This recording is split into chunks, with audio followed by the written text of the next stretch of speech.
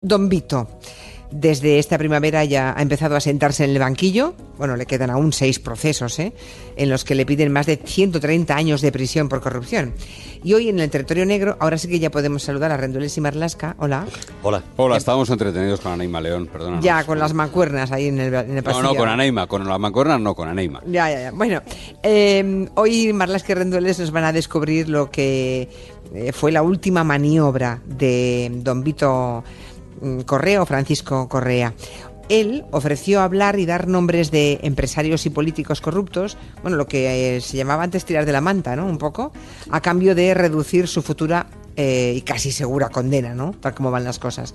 Pero ese pacto no prosperó. Parecía imposible, pero el primer juicio por un asunto de la trama Gürtel, un tema relativamente menor, la corrupción en el stand de la Feria de Turismo Fitur, ya lo ha hecho, ya ha sentado en el banquillo a Francisco Correa. Así que vamos a recordar, si os parece, así para situar, quién es Correa Don Vito. Francisco Correa, que cumple la semana que viene 60 años, es un tipo hecho a sí mismo. Su padre fue un zapatero republicano que acabó en el exilio en Marruecos tras la derrota en la Guerra Civil. Y cuando la familia vuelve a España, Francisco empieza a trabajar de botones, con apenas 12 años, en un hotel muy cerca de la estación de Príncipe Pío en Madrid. Y de ahí Correa salta al que iba a ser su primer trabajo con contrato, como diría él, en dinero A, en Alicante, ¿no? Su carrera va bastante bien, tiene 29 años y Correa dirige ya la agencia de viajes Ecuador en París, la sucursal en París. Tenía ya chofer propio, un portugués llamado Antonio, regresa a España, se convierte en director comercial de Wagon Leeds, de otra agencia, y en el año 1989 se establece por su cuenta y empieza a organizar viajes, sobre todo para directivos y para ejecutivos. Y es en esa época, decís, en el año 1996, cuando organiza un viaje personal para Álvarez Cascos, que entonces era secretario general del PP y vicepresidente del gobierno. Así fue. A principios de ese año, del 96, Correa había sufrido una tragedia personal. Su primer hijo, que había nacido con una enfermedad grave, murió en enero del 96. Y entre Cascos y Correa, después de aquel viaje, debió haber química, casi un flechazo, porque solo un año después de aquel encuentro, los hombres y las empresas de Correa eran ya elegidos siempre para organizar los actos electorales del PP en elecciones en Galicia y luego en el País Vasco. Aquel año, a finales del año 97, Correa ya monta una empresa, una sociedad en la isla de Nieves, que es un paraíso fiscal en el Caribe, para lavar el dinero que empieza a ganar. Y 10 años después de la entrada de Correa en el entorno del PP, a finales del año 2007, un modesto y enfadado concejal del partido, en Majadahonda, José Luis Peñas, es quien acude a la policía con unas grabaciones que él le ha hecho al propio Francisco Correa, ¿no? Sí, Pepe Peñas decide empezar a grabar a Correa cuando vio lo que cocía en la zona oeste de Madrid y en lo que él participaba también. Entrega a la policía unas 20 horas de grabaciones en las que, por ejemplo, Correa afirma que había llevado 1.000 millones de pesetas, es decir, 6 millones de euros a Paco Álvarez Cascos. Peñas dijo a la policía que Correa era el 7º hombre que más mandaba en el Partido Popular, por debajo solo de José María Aznar, de Álvarez Cascos, de los 3 vicesecretarios y del gerente, que era un tal Luis Bárcenas, del que entonces nadie había oído hablar. El mecanismo de la trama era sencillo y casi perfecto, según lo que denunciaba Peñas. A veces, empresas de la trama Gürtel eran las que hacían mítines y otros actos del Partido Popular. Y luego, empresarios que querían conseguir contratos públicos de gobiernos del PP lo que hacían era pagar dinero negro. La trama se quedaba a su parte y trasladaba el resto al partido, entonces a Luis Bárcenas, ¿no? El empresario conseguía, por supuesto, finalmente la obra pública. Correa y su gente, de cuando en cuando, hacían regalos y tenían detalles con los políticos de la trama. Lo mismo le pagaron un viaje de la luna de miel a la Polinesia al entonces diputado por Madrid Martín Vasco. También pagaron el viaje a Euro Disney de Ana Mato y parte de su familia, y también los 100 gramos de caviar casi ya míticos que Ricardo Costa, el líder del PP de Valencia, necesitaba con urgencia aquella vieja Navidad. Necesito 100 gramos de caviar.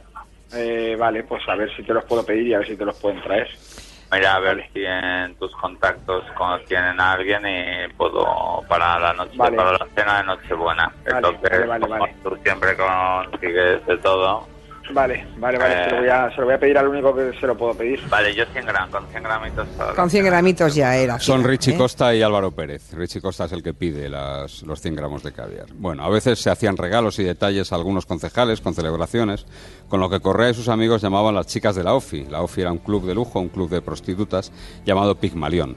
Suena muy antiguo, pero sigue siendo muy eficaz en ciertos ambientes tipo de fiestas, ¿eh? Sí. Otra grabación antes de cerrar un negocio en Barcelona muestra a Álvaro Pérez, al Bigotes, diciendo textualmente: hay que buscar chicas españolas entre 25 y 30 años que sean guapas, que tengan algún tipo de titulación y sobre todo que follen como Los Ángeles. Bien, menuda gentuza. La policía investiga durante 1 año y medio Es el juez Garzón quien sigue esa investigación, que por cierto Garzón vio terminada su carrera precisamente por el tema Gürtel, y en febrero de 2009 se producen ya las primeras detenciones. Vendría después la acusación contra Bárcenas, es posterior lo de Bárcenas, diputados del PP en Madrid que dimiten, y es luego cuando Correa, nuestro hombre de hoy, entra en prisión. Eso es, pasa en la cárcel 3 años y 9 meses antes. Desde allí, desde el Talego, Correa asiste a todas las maniobras que se suceden en el caso. Algunas las contamos aquí, en algún territorio, ¿no?, antiguo. La condena del juez Garzón por las escuchas telefónicas, que otros jueces, por cierto, ratificaron. El intento de apartar a las fiscales del caso, Miriam Segura y Concepción Sabader, fiscales anticorrupción. Las presiones al ministro de Justicia, Alberto Ruiz Gallardón, al fiscal general del Estado, Eduardo Torres Dulce. También las presiones enormes a los policías que investigaron el asunto Gürtel, ¿no? El comisario jefe Juan Antonio González, por ejemplo, perdió su puesto nada más llegar al PP al poder en el año 2011. Lo que pasa es que no era nada fácil tapar por completo el caso, ¿no? Llegaron las cuentas suizas de Bárcenas, pero antes se supo que una cuenta suiza de Correa fue encontrada por la policía con 17 millones de euros, otra en Mónaco con 4 millones más. Correa, recordemos, declaraba cada año a Hacienda que no tenía absolutamente nada, apenas una vieja motocicleta, una Suzuki 600, era su única propiedad. En realidad, la policía le encontró, aparte de todo ese dinero, un yate, un apartamento, un dúplex en Sotogrande y un chalet en la finca, en esa urbanización en la que vive, por ejemplo, Cristiano Ronaldo. O sea, para entendernos, la trama Gürtel lo que hacía era cobrar de más por contratos y trabajos públicos que pagamos todos, y ellos se quedaban con una parte, ¿no? Digamos, nos salía la obra pública mucho más cara a todos los españoles, ¿no? ¿Sabemos cuánto de más cobraban? Como mínimo, se generó un beneficio para ellos de 140 millones de euros, pero no sabemos realmente cuánto sobrecoste se pagó en obra pública autorizado por los gobiernos a las constructoras que eran amigas de la trama, ¿no? Vamos a poner un ejemplo. Los túneles del futuro AVE Madrid-Asturias fueron concedidos por el gobierno en 2003 a una empresa de Alfonso García Pozuelo, un viejo amigo de Álvarez Cascos, y que está acusado en la trama Gürtel. Irá a juicio, se sentará en el banquillo. El Estado iba a pagarle 1.400 millones por esos túneles. Las obras llevan más de 2 años de retraso, tenían que haberse inaugurado en 2013, y van a costar, en lugar de 1.400, 3.550 millones. ¡Qué vergüenza! Dos ejemplos más domésticos dan una idea de esa extensión de los tentáculos de la Gürtel. Por ejemplo, la que organizó esa trama fue la que organizó un homenaje de aniversario al asesinato de Miguel Ángel Blanco en julio del año 2005, con un beneficio indebido, según las investigaciones, de unos 12.000 euros en un día frente a otras ofertas más baratas.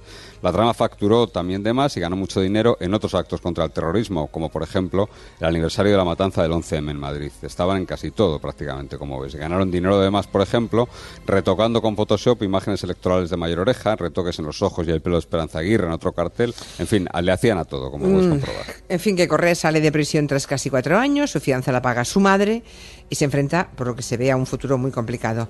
Así que en enero de 2015 la Fiscalía Anticorrupción anuncia que va a pedir 110 años de prisión para él por el caso Gürtel, época 1, porque hay varias épocas. Solo por la época 1 van a pedir 110 años. Y eso se va a juzgar el año que viene. Eso es, el asunto Gürtel es tan largo, tuvo tan buena vida, que se ha dividido por años. Época 1 significa lo que los fiscales creen que se robó en la trama hasta el año 2005. Todo indica que esa petición durísima de cárcel, 110 años de prisión, hizo moverse en enero de este año a Correa, que vio cómo a otras personas les pedían muchos menos años de prisión que a él. A Bárcenas, por ejemplo, le piden 42 años.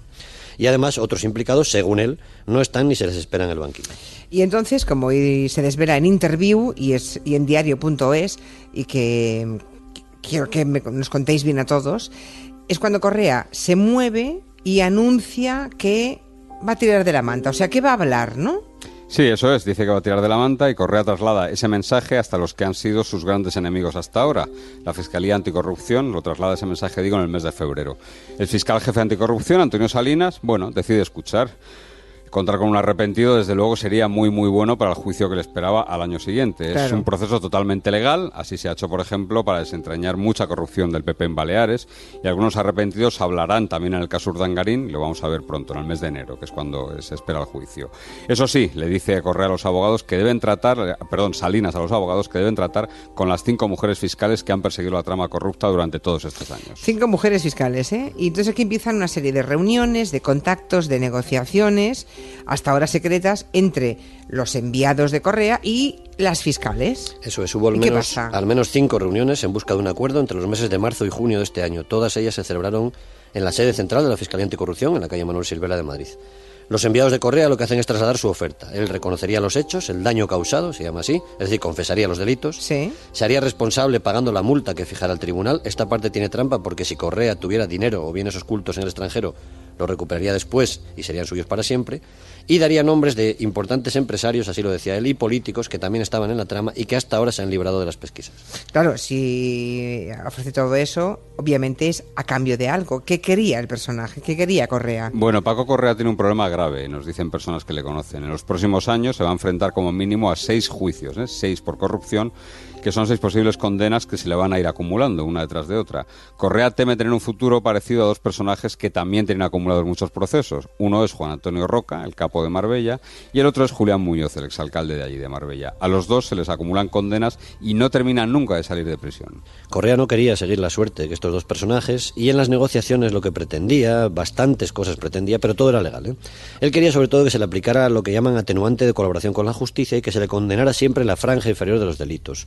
A ver si lo traducimos al castellano.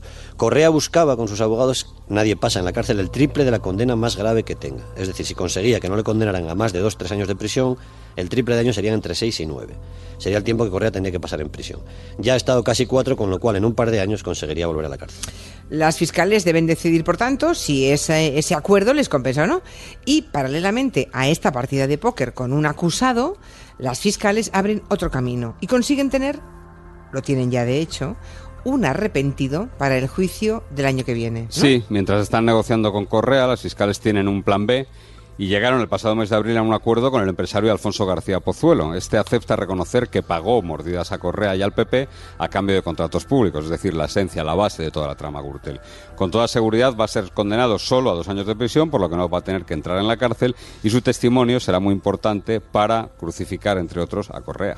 Pero las negociaciones con Correa, entonces, ¿se han suspendido o siguen abiertas? A partir de ese mes de abril se complican. Ya me imagino, las fiscales están más duras porque ya tienen un arrepentido y no ven demasiado claro renunciar a una condena dura a Correa, a Don Vito, ¿no? Pero sí continúan las reuniones discretas, ¿eh? Se pacta, por ejemplo, que el primer juicio contra Correa, aquel asunto que hablabas tú antes en Valencia, por el que le piden 10 años de cárcel, se aplace. El juicio va a empezar el 1 de abril y entonces se pone la excusa pública de que hay nueva documentación que tiene que ser estudiada. Todos aceptan, el juicio se pospone a junio para dar más margen a que por fin se llegue a un acuerdo y Correa hable. Ya. Esas conversaciones entre bastidores continúan y los abogados de Correa y otros contactan con los abogados que les acusan para ofrecerles lo mismo, supongo. Eso es, Correa y su gente creen que pueden convencer a los abogados de las acusaciones populares. Si llegan a un acuerdo con ellos, las fiscales, pues seguramente tendrían que aceptar. Así contactan con 2 abogados rivales, con Gonzalo Boye y con José Mariano Benítez de Lugo, que representan a 2 asociaciones distintas. Este último, Benítez de Lugo, confirmó que le dijeron que la Fiscalía Anticorrupción estaba al corriente y que Correa iba a destapar la caja de los truenos y a lanzar bombas de relojería. Así llamaba él a los nombres, según su entorno, de conocidos y poderosos empresarios que pagaron a la trama y al Partido Popular, y también de conocidos y poderosos políticos que estaban implicados y que hasta el momento no han sido acusados. Y ese acuerdo sí que parece que avanza, ¿no? Que se entra en detalles incluso. Sí, se va a firmar incluso un acuerdo en el Colegio de Abogados de Madrid, se iba a hacer partícipe y se iba a hacer testigo incluso a una ONG para que nadie pudiera dar marcha atrás ni alegara que habría confesado por presiones o por una guerra sucia. Sí. Y entonces, en aquel mes de mayo, en este mes de mayo de este año, la madre de Correa agoniza en el Hospital Clínico de Madrid, está muy enferma, y Correa anuncia a unos enviados que da marcha atrás, decide que ya no va a hablar y rompe las negociaciones. La pregunta es ¿por qué, no? ¿Por qué Correa en ese momento dice no, basta? Porque no ha conseguido nada de lo que pretendía y le siguen pidiendo más de 128 años de cárcel, ¿no? Y el tiempo se le acaba, pronto va a empezar el juicio. Bueno, hay que sepamos 2 posibles respuestas. A ver. No sabemos cuál es la verdad, ¿no? Es posible que incluso la verdad sea una mezcla de todas las posibilidades. Por un lado, lo cierto es que las fiscales anticorrupción endurecieron su posición y Correa no pudo pactar, no pudo llegar a un acuerdo. Hay personas que participaron en las reuniones que nos dicen que incluso Correa se sintió engañado por las fiscales y que no acabó de fiarse del proceso. Y luego hay otra versión del final de esta historia. Después de que se rompieran las negociaciones y una vez que Correa diera marcha atrás y volviera a su silencio, un silencio ya largo, una de las personas que participó en todo este proceso recibió una llamada telefónica extraña de un mensajero que utilizaba Don Vito, ¿no? El mensajero le felicitaba, recordemos que todo había terminado mal, le daba la enhorabuena y le dijo, cojonudo, a Paco le han mandado un coche lleno de dinero. No decía quién. Nosotros, como te decía Manu, no sabemos lo que ocurrió, pero sí que después de romperse esas conversaciones, Correa ha vuelto a callarse, al silencio. Que el primer juicio contra él se inició por fin y que sigue sin hablar. Y que en la declaración testifical ha pedido con ironía al juez que le condene a 200 años de cárcel. A 200 años de cárcel. Sí, por decir una cifra. Ya. Y un coche lleno de dinero. Pero eso es lo que le cuentan a una de las personas que estuvo dejándose ya buena parte de energía durante 6 meses en ese proceso de negociación. Un coche lleno de dinero. Bueno. Pues si es así, esperemos que algún día lo sepamos, ¿no?